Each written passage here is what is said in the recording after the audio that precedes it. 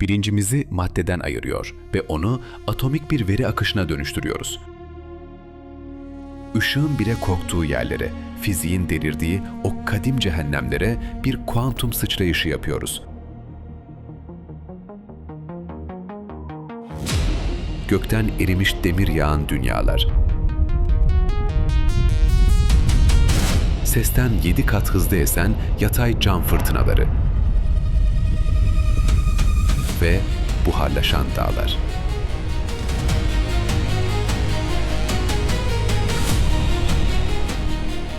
Birazdan tanık olacağınız atmosferik parametreler, yeryüzündeki en uç hava olaylarını bile istatistiksel bir sessizliğe indirgeyecek kadar devasadır.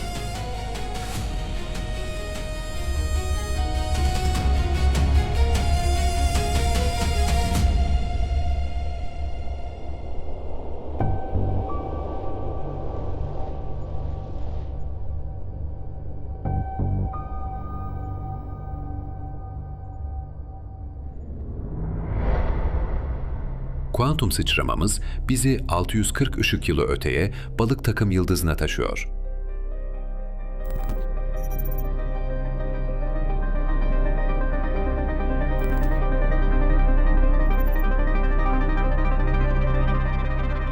Bu gezegen kütle çekimsel bir kilitlenme altındadır.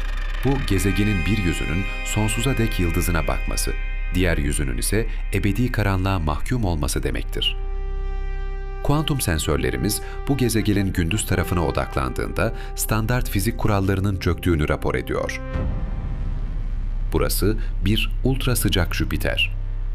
Yıldızıyla arasındaki mesafe sadece 4,9 milyon kilometre, yani sadece 16 ışık saniyesi. Bu yakınlık, gezegenin üst atmosferini 2400 dereceye kadar ısıtmakla kalmıyor, maddeyi atomik düzeyde parçalara ayırıyor. Bu aşırı termal enerji altında demir artık bir metal değil, görünmez bir gazdır. Fizik, aşırı uçlar arasındaki dengesizliği gidermek için devasa bir güç kullanır. Gündüz ve gece tarafı arasındaki yaklaşık 1000 derecelik devasa sıcaklık farkı, gezegen ölçeğinde bir basınç gradyanı yaratır.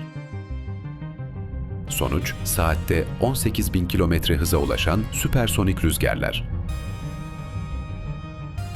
Termodinamik yasaları uyarınca demir atomları katı formlarındaki o sarsılmaz metalik kristal kafes yapısını terk ederek atmosfere karışır.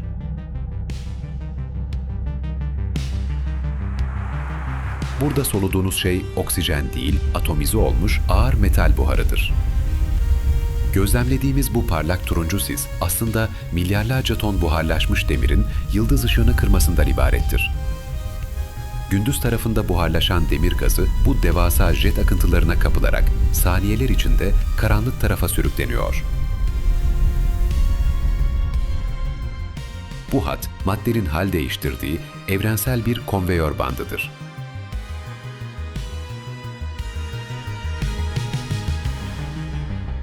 Gaz halindeki demir, bu sınırdan geçtiği an geri dönüşü olmayan bir faz geçişine zorlanır. Karanlık tarafta sıcaklık 1500 dereceye düşer.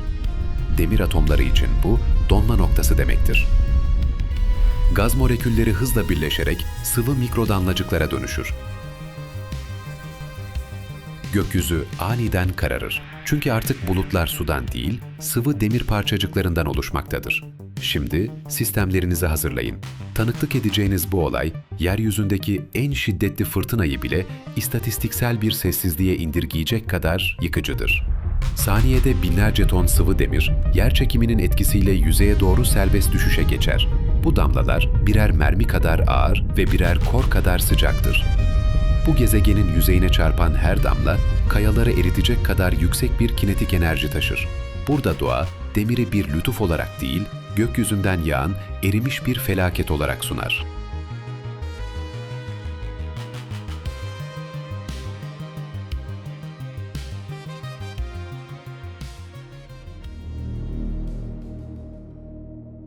Sıradaki hedefimiz, kendi yıldızının yörüngesinde masum bir su damlası gibi görünen devasa bir dünya. Uzaktan bakıldığında bu derin kobalt mavisi size okyanusları, serin suları ve yaşamı çağrıştırabilir. Ancak bu görüntü kozmik bir yalandan ibaret. Bu mavilik, dünyada gökyüzünü mavi görmemizi sağlayan Rayleigh saçılmasıyla aynı fizik yasasından doğar.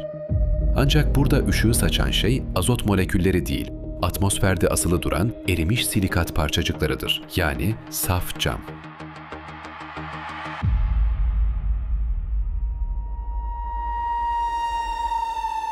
Gezegenin yıldıza bakan cehennem yüzünde sıcaklık o kadar yüksektir ki kayalar kaynayıp doğrudan buharlaşır.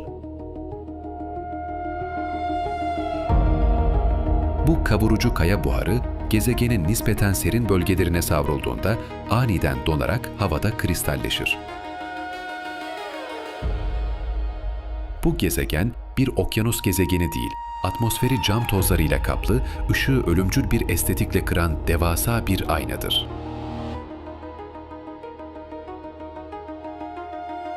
Atmosferin derinliklerine dalıyoruz ve aniden o huzurlu mavilik yerini saf bir şiddete bırakıyor. Burada meteoroloji bir savaş alanına dönüşmüştür. Rüzgar hızı saatte 7200 kilometre. Bu ses hızının tam 7 katıdır. Ama buradaki asıl dehşet rüzgarın kendisi değil, taşıdığı yüktür. Bu süpersonik rüzgarlar boş esmiyor. İçlerinde milyarlarca mikroskobik, jilet kadar keskin cam kristali taşıyor. Burada yağmurların dikey yağdığı o romantik fizik kurallarını unutun. Kütle çekimi bile rüzgarın bu vahşi kinetik enerjisi karşısında çaresizdir. Yağmurlar yana doğru yağar. Yatay bir cam fırtınası. Eğer bu fırtınanın içinde fiziksel olarak dursaydınız, cam parçaları bedeninize saplanmazdı. Sizi zımparalardı. Saniyeler içinde sesten 7 kat hızlı çarpan milyarlarca cam kıymığı tarafından moleküler düzeyde rendelenirdiniz. Kemikleriniz bile toza dönüşüp rüzgara karışırdı.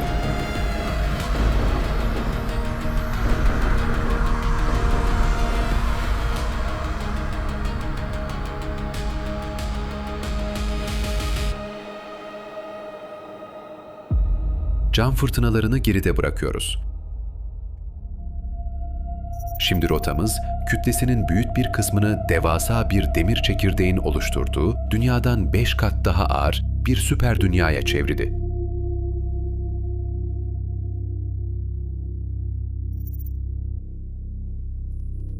Burası sıradan bir lav gezegeni değil, yıldızına o kadar yakın ki bu cehennemde koca bir yıl sadece 6,7 saat sürüyor. Gelgit kilitlenmesi yüzünden gezegenin bir yüzü sonsuz aydınlığa, diğer yüzü ebedi karanlığa mahkum. 3000 dereceyi aşan gündüz tarafına iniş yapıyoruz.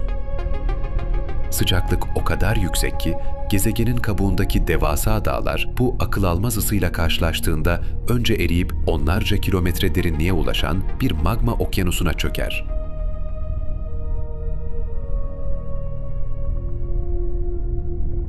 Ancak yıldızın radyasyonu o kadar şiddetlidir ki erimiş taş bile sıvı kalamaz. Tıpkı fokurdayan suyun buharlaşması gibi kaynar mineraller atomlarına ayrılıp gökyüzüne yükselir. Burada dağlar kelimenin tam anlamıyla buharlaşıp ağır ve parlayan bir sis bulutuna dönüşür.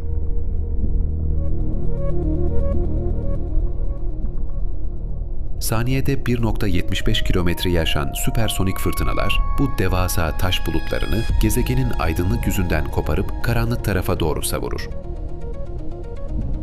Bu parlayan zehirli bulutlar gezegenin ebedi gece tarafına yani -200 derecelik o dondurucu karanlığa çarptığında fizik kuralları acımasız bir şakaya dönüşür. Akıl almaz bir hızla soğuyan kaya buharı havada aniden katılaşır. Burada bulutlardan su damlamaz. Burada gökyüzü taş kusar. Havada kristalleşen sodyum ve silikon çakıl taşlarına hatta devasa kaya parçalarına dönüşerek yağmur gibi yağmaya başlar.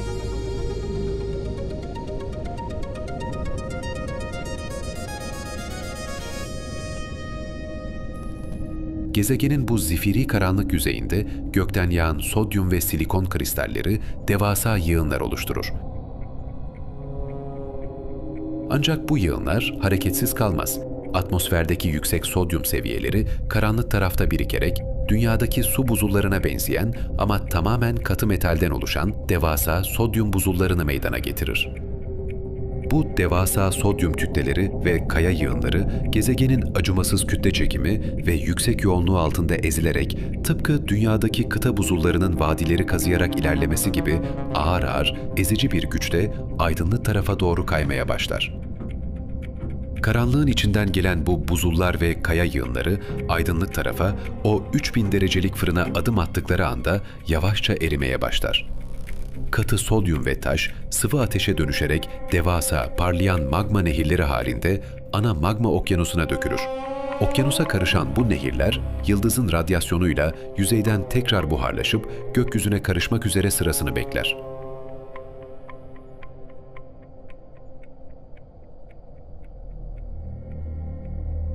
Yolculuğumuzun son durağı, Dünya'dan 12.400 ışık yılı uzaklıktaki küresel yıldız kümesi Messier 4. Karşımızda evrenin bilinen en eski öte gezegenlerinden biri var.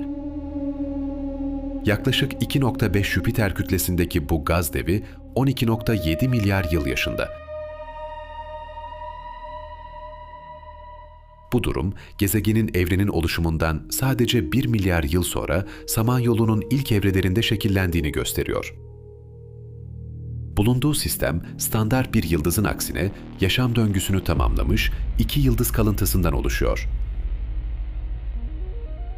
Bir beyaz cüce ve bir pulsar. Pulsar, devasa bir yıldızın süpernova patlaması sonrası çekirdeğinin çökmesiyle oluşan ultra yoğun bir nötron yıldızıdır. Saniyede yüzlerce kez dönen merkezdeki pulsar, uzaya yüksek enerjili X ve gamma ışınları yayar.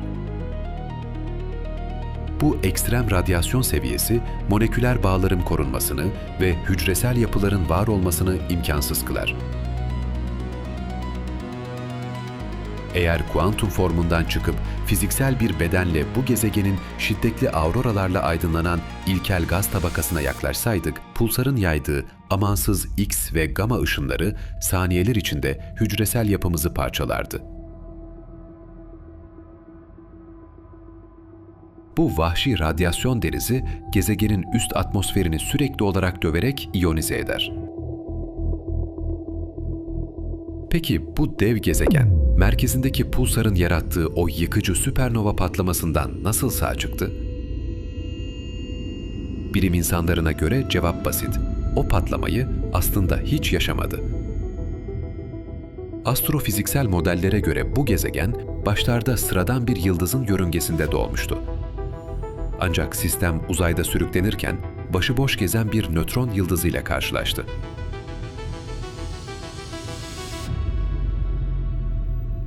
Kusursuz bir kozmik bilardo oyununu andıran bu kütle çekimsel karşılaşmada, nötron yıldızı, gezegeni ve ana yıldızını kendi yörüngesine hapsederek çaldı. Zamanla gezegenin kendi yıldızı da ömrünü tamamlayıp bir beyaz cüceye dönüştü. Milyarlarca yıl süren bu etkileşim, gezegeni her iki ölü yıldızın da etrafında döneceği, bugünkü kararlı yörüngesine yerleştirdi. Güneş henüz bir gaz bulutu bile değilken o buradaydı ve 12 milyar yılı aşkın süredir bu karanlık mezarlıkta tarihe sessizce tanıklık etmeye devam ediyor. Şimdi bu kaosu geride bırakıyoruz. Mesafe açıldıkça o korkunç ısı ve basınç sönüyor. Yerini uzayın derin, dondurucu sessizliğine bırakıyor. Kuantum sıçramalarımızla şahit olduğumuz manzara son derece net. Evren, yaşam için özenle hazırlanmış bir beşik değil. O, maddenin en vahşi, en yıkıcı halleriyle şekillenen, kayıtsız ve devasa bir enerji okyanusudur. İşte bu yüzden şu an baktığınız bu mavi nokta sadece bir gezegen değil. O, kozmik bir anomali. Burada fizik kuralları demiri yağdırmak, camı savurmak veya karbonu ezmek için değil, suyun sıvı kalmasına ve kimyanın biyolojiye dönüşmesine izin vermek için hassas bir aralıkta durmuştur. Kaosun ortasında nadir bir dinginlik anı. Ancak matematik bu dinginliğin tek başına olamayacağını fısıldıyor. Milyarlarca yıldızın arasında bu şartların tekrarlandığı, kaosun dindiği ve yaşamın kök saldığı başka sığınaklar da olmalı. Bakışlarımızı düşman dünyalardan yaşamın mümkün olduğu nadir sığınaklara çeviriyoruz. Sırada yaşanabilir bölge ve ikinci bir dünya arayışı.